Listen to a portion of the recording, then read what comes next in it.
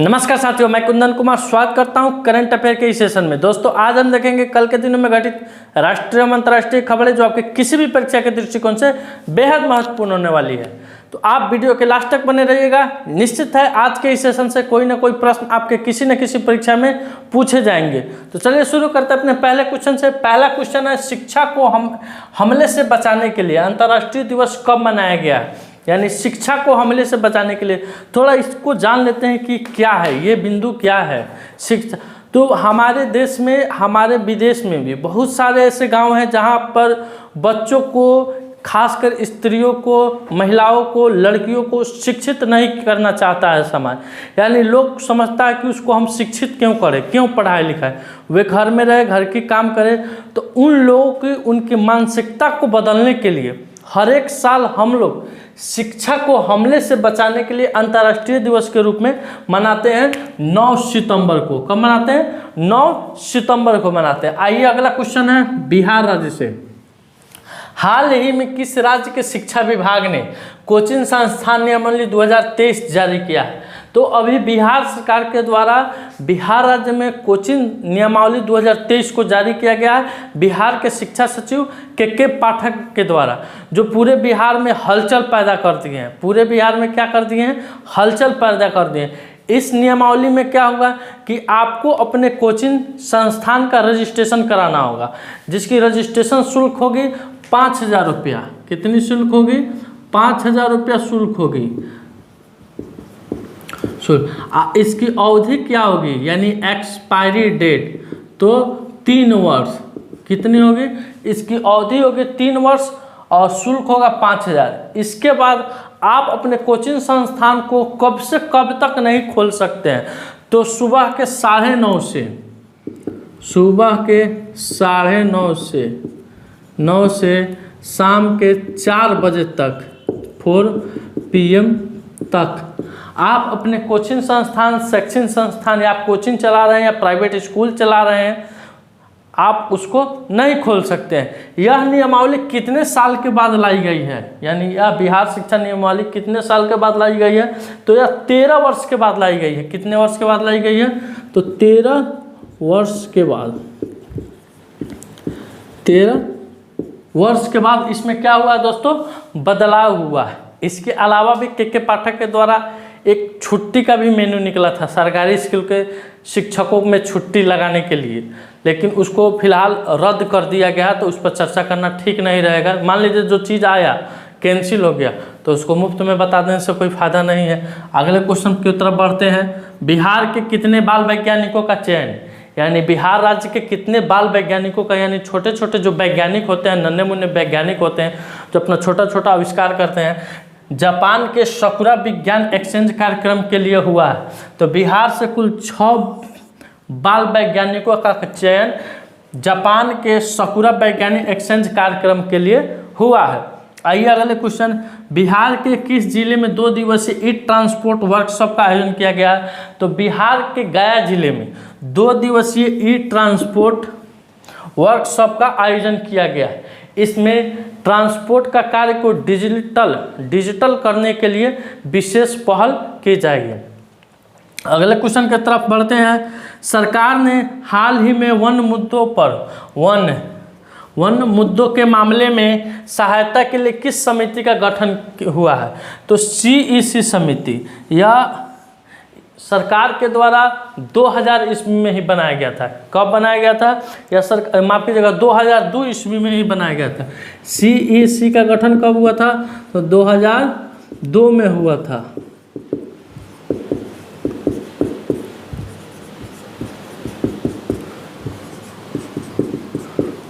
CEC का गठन कब हुआ था? तो 2002 में हुआ था। अब CEC का कार्य क्या है, यानी यह क्या कार्य करेगी?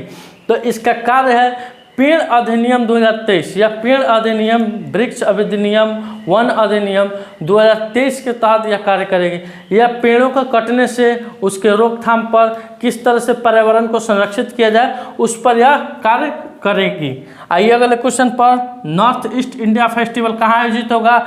तो मणिपुर राज्य का में एक फेस्टिवल बनाया जाता है, नॉर्थ ईस्ट इंडिया फेस्टिवल। इसका आयोजन अब की बार इटली के मिलान में होगा। कहाँ होगा दोस्तों? इसका आयोजन इटली के मिलान में होगा। दोस्तों आप इसका स्क्रीनशॉट ले सकते हैं। आइए दोस्तों अगले क्वेश्चन पर, विश्व आत्महत्या रोकथाम दिवस कब मनाया जाता है? तो अपने देश भारत में चाहे वर्ल्ड में बहुत लोग सुसाइड कर रहे हैं। इधर न्यू जनरेशन के बच्चा लोग बहुत सुसाइड कर रहे हैं। हम भारत देश में रहते हैं तो भारत की ही बात कर रहे हैं।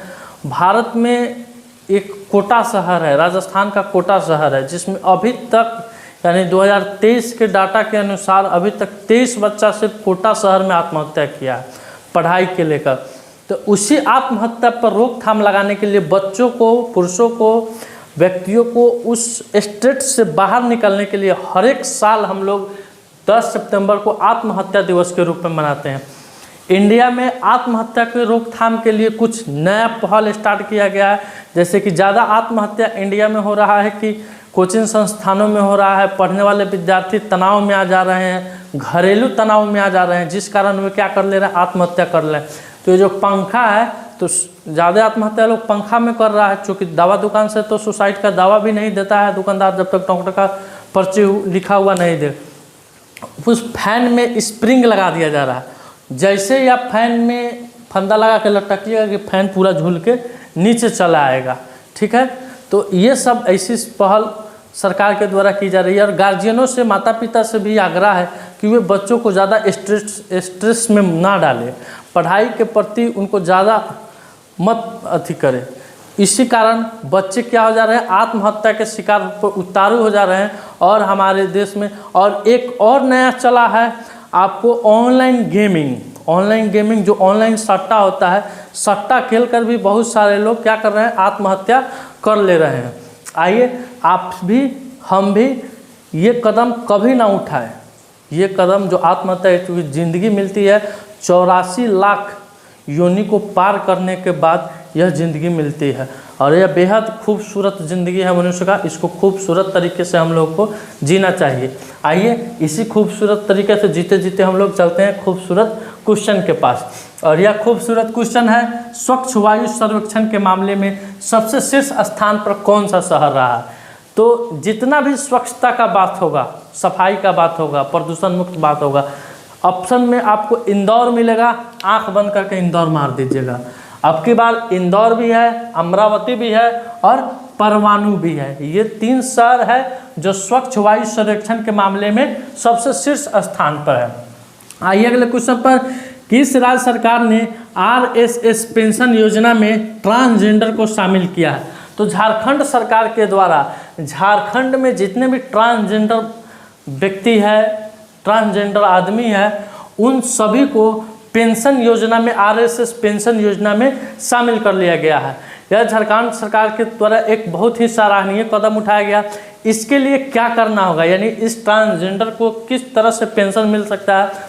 तो ये तक उनकी उम्र 18 वर्ष से अधिक होनी चाहिए और उन्हें डॉक्टर द्वारा प्रमाणित ट्रांसजेंडर सर्टिफिकेट दिखाना होगा। ट्रांसजेंडर सर्टिफिकेट दिखाने के बाद उन्हें RSS पेंशन योजना के तहत से पेंशन मिलना शुरू हो जाएगा। आइए अगले क्वेश्चन पर चलते हैं। हाल ही में किसके द्वारा लिखित पुस्तक आइडियोलॉस प्रकाशित की जाएगी? तो यह अमीश त्रिपाठी और भावना राय के द्वारा आइडियोलॉस पुस्तक प्रकाशित की जाएगी। अगले क्वेश्चन पर चलते हैं। हाल ही में किस राज्य में सलेम सागो को GI टैग मिला है? तो यह तमिलनाडु के में एक सलेम जगह है। क्या है? सलेम जगह है जहाँ सागो यानी साबूदाना जो छोटा छोटा होता है, उस सागो वहाँ कहा जाता है। सलेम जगह के सागो को GI टैग मिला है। अब GI टैग क्या है? What is GI tag? GI tag तो देखिए, किसी भी राज्य का, जैसे किसी भी राज्य का कोई जगह जो फेमस होता है, उस फेमस जगह का कोई एक खास उत्पाद काफ़ी फेमस होता है। जैसे चंपारण का चंपारण मटन फेमस है, पूरे वर्ल्ड में फेमस है चंपारण मटन के नाम पर। उसके बाद मुजफ्फरपुर का शाही लीची फेमस है पूरे वर्ल्ड में शाही लीची के नाम पर। अब उसी तरह से सलेम का सागो पूरे वर्ल्ड में ये फेमस हो जाएगा। तो इसको इस सागों को बढ़ावा देने के लिए, माने उसको वहाँ से निकाल कर पूरे दुनिया में लाने के लिए उसे जीआई टैग दिया गया है, जिसको भौगोलिक संकेतन कहते हैं। क्या कहते हैं? भौगोलिक संकेतन कहते हैं। इसकी स्थापना कब हुई थी, यानी जीआई टैग की स्थापना कब हुई थी? तो 13 सितंबर 2023 को, माफ़ कीजिएगा 2003 को। कब हुई थी? 13 सितंबर 2023 को। इसका मुख्यालय कहाँ है? जीआई टैग का मुख्यालय कहाँ है? तो तमिलनाडु की राजधानी चेन्नई में है, चेन्नई में है। और सबसे ज़्यादा जीआई टैग किसको मिला है इंडिया में? किस राज्य के पास सबसे ज़्यादा जीआई टैग है? तो 1 नंबर में चेन्नई है, 2 नंबर में यूपी है और 3 नंबर में आप बेंगलुरु है, बेंगलुरु है। और बिहार का स्थान 15वां है, बिहार का स्थान इसमें 15वां है। मुख्यालय इसका कहाँ हो गया? चेन्नई हो गया। स्थापना कब हुआ था? 2003 में हुआ था। नंबर 1 पर चेन्नई आता है, नंबर 2 पर यूपी आता है, नंबर 3 पर बेंगलुरु आता है और 15 नंबर पर अपना राज्य बिहार आता है।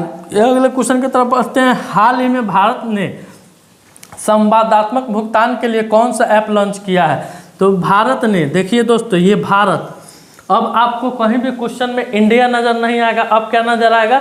भारत नज़र आएगा, क्योंकि अब हमारे देश का नाम ऐसे तो मीडिया बदल दिया है, लेकिन इसका कोई अभी औपचारिक घोषणा नहीं किया गया।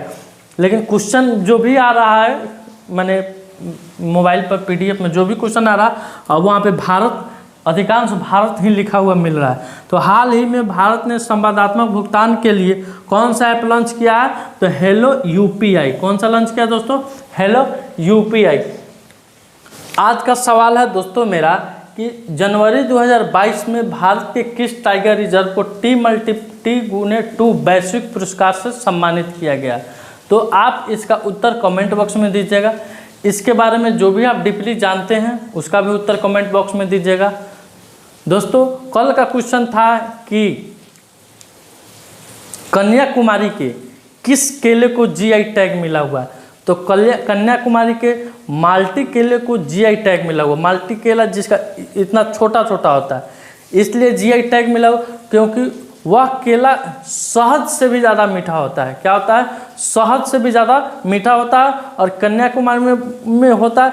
और उसका जो घौद होता है, जो उसकी लंबाई होती है 5 फीट 6 फीट हाइट होता है उसके केले की लंबाई की, और छोटा छोटा छिमी होता है, इसलिए उस केले को जीआई टैग दिया गया है। दोस्तों, आज का सेशन मेरा यहीं समाप्त हुआ। अगर यह वीडियो आपको अच्छा लगा हो तो वीडियो को लाइक कीजिएगा, शेयर कीजिएगा, कमेंट कीजिएगा। वीडियो पर जो भी प्रश्न का उत्तर पूछा जाता है उसका उत्तर आप लोग जरूर दीजिएगा, जिससे आप लोग के अंदर एक सेल्फ कॉन्फिडेंस उत्पन्न होगा और यह सेल्फ कॉन्फिडेंस आपको परीक्षा में काफ़ी लाभ पहुंचाएगा। मिलते हैं आपसे अगले वीडियो में, तब तक के लिए धन्यवाद। भारत माता की जय।